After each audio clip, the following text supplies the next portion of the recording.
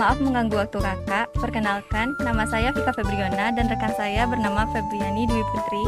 Sebelumnya dengan Kiana Patricia. Pada kesempatan kali ini, kami ingin mewawancarai kakak untuk memenuhi tugas proyek fisika lingkungan kami yang berjudul Pengaruh Timbal. Baik kak, pertanyaan pertama, apa saja sifat-sifat dari timbal?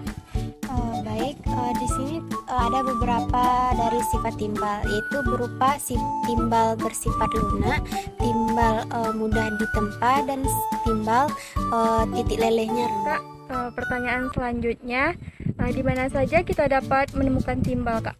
Nah, sebenarnya timbal ini banyak kita temukan pada kehidupan sehari-hari kita, seperti pada makanan, pada cat rumah, pada mainan anak-anak pun terdapat timbal. Nah, pada kosmetik pun juga banyak terdapat timbal. Selanjutnya, Kak, bagaimana dampak timbal bagi kesehatan? Ada beberapa dampak timbal ini pada kesehatan, yaitu berupa rusaknya sistem organ, anemia pada wanita hamil, mempengaruhi pertumbuhan tubuh, serta menurunnya sistem pendengaran. Bagaimana cara pengobatan jika keracunan timbal? Sebenarnya cara mengobati keracunan timbal ini tergantung pada tingkat keparahannya. Nah, salah satu cara pengobatan itu melakukan terapi. Baiklah Kak, pertanyaan selanjutnya, apa yang menyebabkan manusia keracunan timbal, Kak? Umumnya, keracunan timbal terjadi akibat adanya paparan timbal dalam jumlah kecil dalam kurun waktu yang lama. Nah, contohnya seperti mengonsumsi air keran yang tersambung pada pipa atau tangki air logam.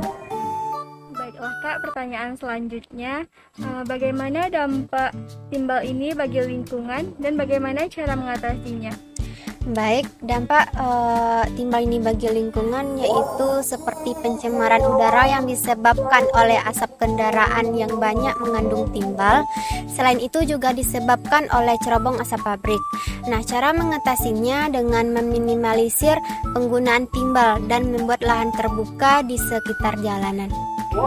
Baiklah Kak, terima kasih atas waktunya. Mohon maaf bila mengganggu waktu kakak. Sekian, terima kasih. Assalamualaikum warahmatullahi wabarakatuh. Waalaikumsalam warahmatullahi wabarakatuh. Timbal adalah salah satu unsur golongan 4A yang merupakan unsur logam berwarna abu-abu kebiruan. Mempunyai kerapatan yang tinggi, mempunyai massa atom 207,2, nomor atom 82, dengan titik lebur 600,65 derajat Kelvin dan titik didih 2023 derajat Kelvin. Larut dalam HNO3 pekat, sedikit larut dalam HCl, dan H2SO4 encer pada suhu kamar. Timbal adalah logam berat beracun yang terdapat di lingkungan. Timbal merupakan unsur yang berlimpah, penting, dan berbahaya. Selain itu, timbal pun bersifat tidak bisa diurai sehingga mudah terakumulasi di lingkungan dan menyebabkan keracunan. Anak-anak berisiko lebih tinggi untuk keracunan timbal karena tubuh mereka sedang dalam fase tumbuh kembang. Orang yang rentan keracunan timbal antara lain orang yang memiliki pekerjaan yang berhubungan dengan timbal dengan berbagai sumber seperti bensin bertimbal dalam proses industri seperti peleburan timah dan pembakarannya, tembikar, bangunan kapal, pengecatan berbasis timbal, pipa timbal, daur ulang baterai, percetakan buku, dan masih banyak yang lainnya.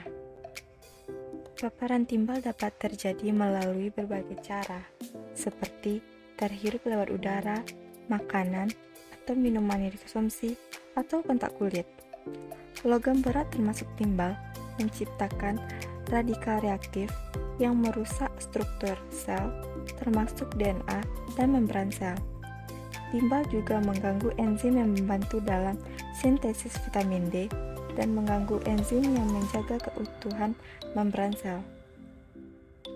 Dikarenakan timah mengganggu keutuhan membran, sel darah merah rusak menjadi lebih rapuh, sehingga menyebabkan terjadinya anemia. Pada otak, keracunan timbal juga menyebabkan hilangnya selubung saraf, pengurangan jumlah saraf, mengganggu transmisi dan pertumbuhan saraf. Salah satu pencemaran timbal yaitu melalui pencemaran udara, yang mana pencemaran udara bersumber dari asap cerobong industri dan gas buang dari kendaraan bermotor. Selain itu, dapat juga bersumber dari buangan rumah tangga atau domestik. Perkembangan otomotif sebagai alat transportasi sangat memudahkan manusia dalam melaksanakan suatu pekerjaan.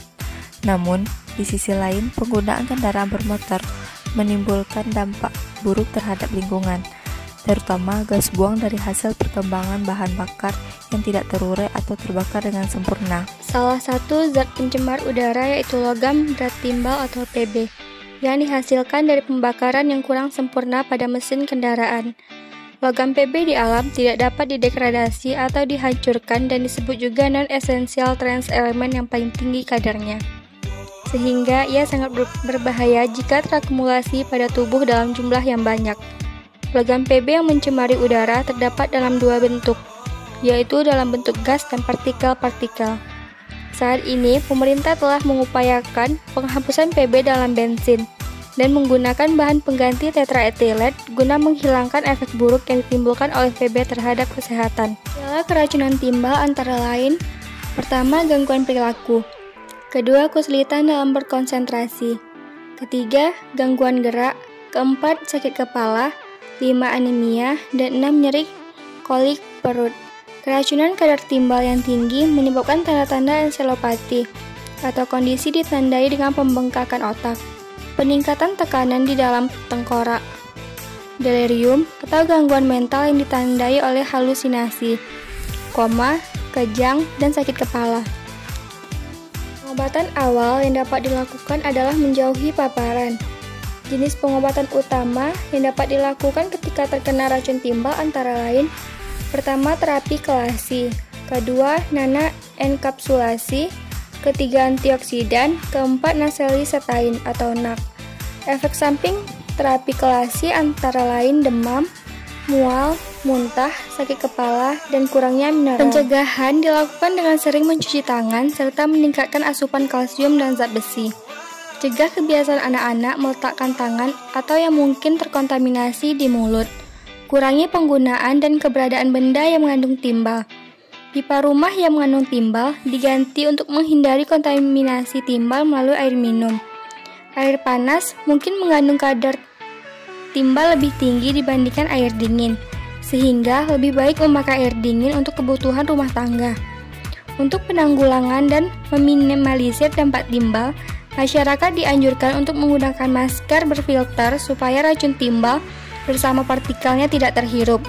Dianjurkan untuk tidak hanya menggunakan kain biasa, sapu tangan atau slayer, karena kemungkinan besar partikel timbal masih ikut terhirup, apalagi kalau kainnya jarang dicuci.